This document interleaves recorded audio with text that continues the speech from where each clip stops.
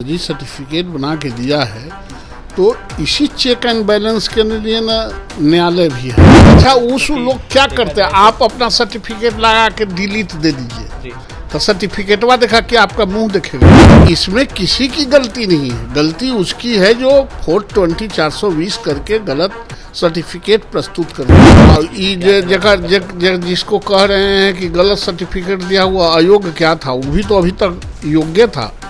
अभी तो जांच हुआ नहीं है, जांच हो जाने दीजिए तो किसी के घबराने से कोई न्याय निर्णय थोड़े। बिहार में शिक्षक अभ्यर्थियों को लेकर खबरें आ रही थी कि जो शिक्षक अभ्यर्थी काफ़ी ज़्यादा परेशान चल रहे हैं, OMR का मामला चल रहा था, लेकिन इसी बीच TRU-1 को लेकर पटना हाईकोर्ट का एक बड़ा फैसला आया है। कहा यह जा रहा है कि फैसला जो है कहीं ना कहीं शिक्षक अभ्यर्थियों को, खासकर जो कंप्यूटर के शिक्षक अभ्यर्थी हैं उनको झटका देने वाला है। ऐसे में जो कंप्यूटर के शिक्षक अभ्यर्थी उनको लेकर यह साफ कहा गया है कि काफ़ी ज़्यादा फर्जीवाड़े हुए हैं और इसको लेकर चुनौती दी गई थी बीते दिनों, और ऐसे में स्पष्टीकरण मांगा गया है। हमारे साथ बात करने के लिए बीजेपी MLC नवल किशोर यादव जुड़ेंगे। बात नवल जी, जिस तरीके से खबरें आ रही है, पटना हाईकोर्ट का फैसला आया है जहां पर पटना हाईकोर्ट का तो जो फैसला दिया गया है, सरकार से स्पष्टीकरण मांगा गया। कहा यह जा रहा है कि जो बहाली हुई थी फर्स्ट फेज में, उसमें काफ़ी ज़्यादा फर्जी अभ्यर्थी घुस गए हैं, क्योंकि जो अभ्यर्थी पास किए वो फर्जी बाहर से सर्टिफिकेट। तो हाईकोर्ट कहिए दिया तो उसमें आप क्या कहिएगा, हम क्या कहेंगे, लोग क्या कहेगा।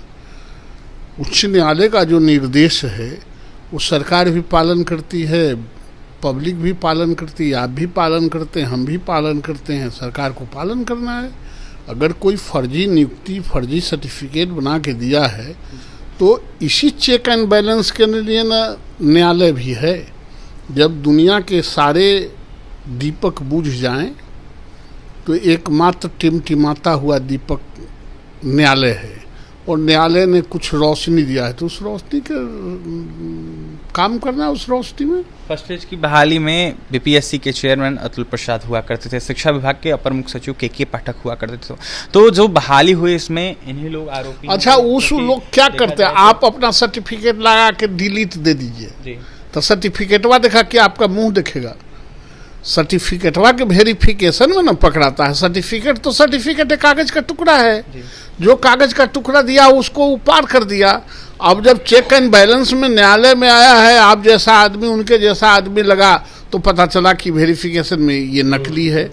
तो इसमें किसी की गलती नहीं है, गलती उसकी है जो 420 करके गलत सर्टिफिकेट प्रस्तुत करते हैं, उनकी गलती है, वो जाएंगे। योग्य अभ्यर्थी डरे हुए हैं, कह रहे हैं कि अगर और लोगों पर गाज गिरती है तो पूरे बहाली को रद्द करने की बात कहेगी। अगर अनियमितता बरती गई है तो ऐसे में जो योग्य अभ्यर्थी वो डर रहे हैं उनकी भी बहाली खत्म हो जगह जिसको कह रहे हैं कि गलत सर्टिफिकेट दिया हुआ अयोग्य क्या था, वो भी तो अभी तक योग्य था।